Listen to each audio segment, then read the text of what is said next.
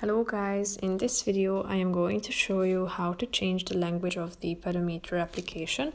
But first I just want to mention, don't forget to subscribe to my channel, because at 10,000 subscribers I am going to show you my whole YouTube revenue statistics and growth strategy, how to make money online. So let's jump into it. First of all, open the application on your phone. After that, you should tap on the settings icon down below, which is the first option. Now scroll down till you find the language options section and tap on it. As you can see, it's set to English, but if you scroll down, you can see a bunch of other options. So just simply tap on the relevant one that you would like to change it for. And as you can see, if you go back,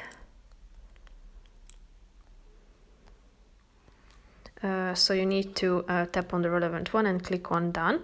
And then if you go back to the previous page, you can see that the language of the whole application has been updated. So feel free to change it anytime you feel like to do so by going back to the same section.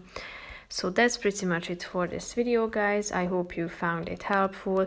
If you did, consider subscribing and see you in the next video. Bye bye.